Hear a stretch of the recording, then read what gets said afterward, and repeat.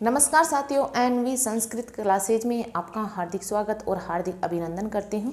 तो आज हम बात करेंगे कि रीट के लिए सबसे बेहतरीन अध्ययन योजना क्या है, कि हम किस तरीके से पढ़ाई करें कि हमारा सिलेक्शन हो जाए और रीट प्री के करने वालों बच्चों की रीट प्री आसानी से क्लियर हो जाए। तो किसी भी काम को करने से पहले हम एक प्लानिंग बनाते हैं और उस प्लानिंग के अकॉर्डिंग अगर हम चलते हैं तो उस कार्य में हमें सफलता ज़रूर मिलती है। लेकिन बिना प्लानिंग के हम कोई काम करते हैं तो उसमें हमें सफलता बिल्कुल भी नहीं मिल पाती है। तो जैसे ही हम रीट की तैयारी कर रहे हैं तो उसके लिए भी एक प्लानिंग होना बेहद ज़रूरी है। अब प्लानिंग क्या है? अब प्लानिंग ये है कि मुझे कितनी बजे पढ़ना है, कितनी बजे उठना है, क्या क्या पढ़ना है, कैसे नोट्स बनाने हैं, कैसे शॉर्ट नोट्स बनाने हैं, कब शॉर्ट नोट्स का इस्तेमाल करना चाहिए और कब लॉन्ग नोट्स का इस्तेमाल करना चाहिए। तो ये प्लानिंग आपके सामने मैं प्रस्तुत कर रही हूँ कि देखो, सबसे पहले हम बात करते हैं कि हमारे दैनिकचर्या की, है ना, कि सुबह हम 4 बजे उठते हैं, ये मान लो कोई 5 बजे उठते हैं, ठीक है, कोई 4 बजे उठता है, कोई 5 बजे उठता है। तो सुबह उठते ही आपको क्या करना है, आपका जो सिलेबस है, मान लो ये आपका सिलेबस है, तो आपके सिलेबस में चाहे आप रीट प्री का ले लो, मैं दोनों का बताऊंगी, रीट प्री का और मेंस का, है ना। तो लेवल 1 और लेवल 2 दोनों की बात करेंगे हम। तो लेवल 1 में 5 है और लेवल 2 में, तो लेवल 2 की मैं बात कर लेती हूँ। इसमें आपको 4 सब्जेक्ट पढ़ने होते हैं, 4 सब्जेक्ट पढ़ने होते हैं इसमें आपको। तो 4 सब्जेक्ट कम से कम आपको 4 घंटे तो मिनिमम पढ़ना जरूरी है। तो मिनिमम 4 घंटे आपको मिलना ज़रूरी है, नहीं तो आप एक सब्जेक्ट को 1.5 या 2 घंटा भी दे सकते हो। तो लेकिन फिर भी अगर आप 4 घंटे भी डेली पढ़ लेते हो तन मन से, तो भी आप सक्सेस हो सकते हो। लेकिन ये आपकी रेगुलरिटी होना ज़रूरी है इसमें। अब सबसे पहले आप सुबह 4 या 5 बजे उठते हैं।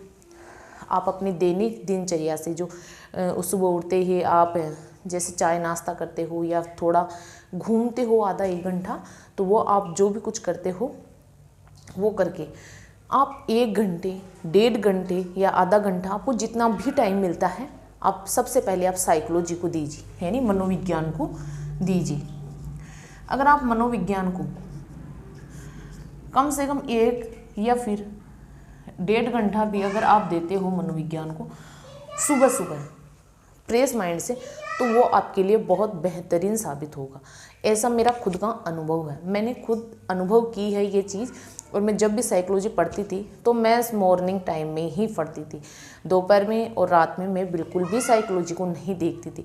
और मेरी साइकोलॉजी बिल्कुल एक्यूरेट, यानी 20 क्वेश्चन आते थे तो मेरे 18-19 जाते थे सही, और 30 आते थे तो मेरे 27-28-29 तक सही चले जाते थे।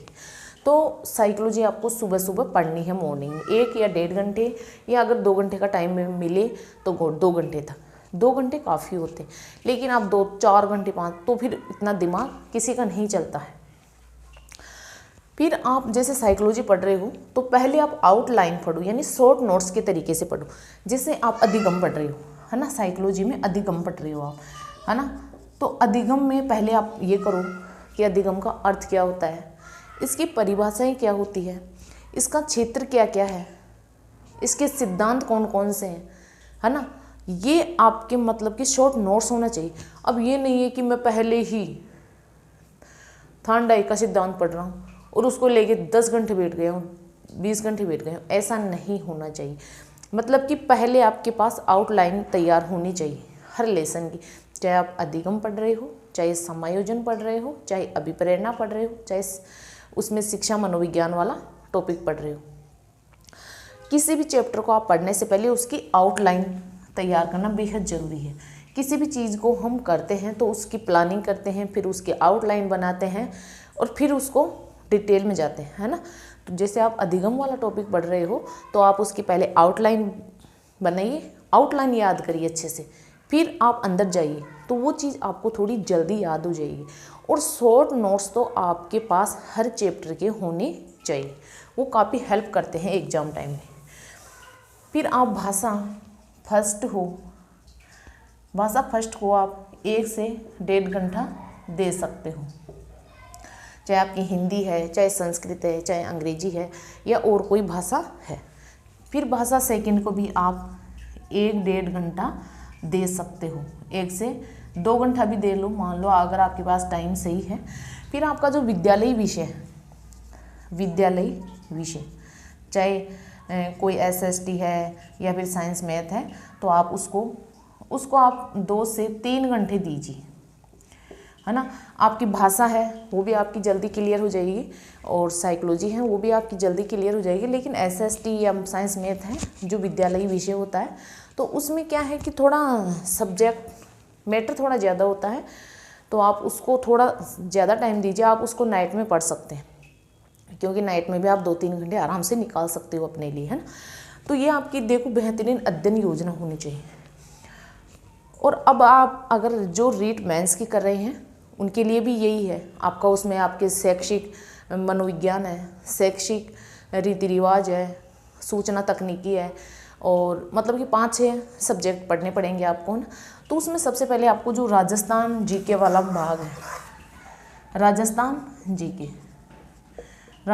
GK वाला पार्ट आपको अच्छे से क्लियर कर लेना उसमें, क्योंकि ज़्यादा मार्जिन वहीं से बनेगा।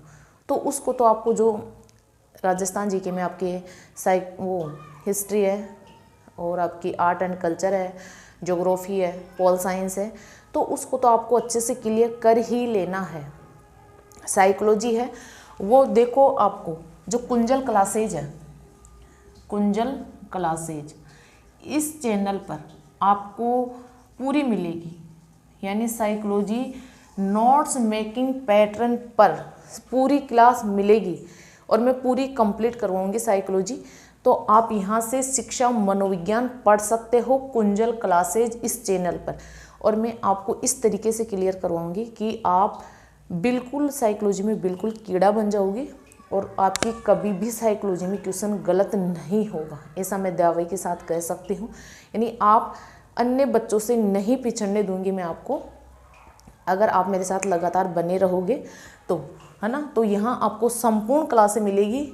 मैंने कल से ही यहाँ क्लासेस स्टार्ट की है, और देखना कितनी अच्छी, कितने एफर्ट के साथ क्लासें दी गई है। आप एक बार खुद देखना उस क्लास को, और फिर मुझे पूछना कि हाँ मैम आपने बहुत अच्छी मेहनत, मैं बहुत ज़्यादा मेहनत करी हूँ, और फिर मैं आपके लिए नोट्स तैयार करके फिर वो क्लास दी हूँ, और वैसे ही आगे की क्लासें आपको मिलेगी।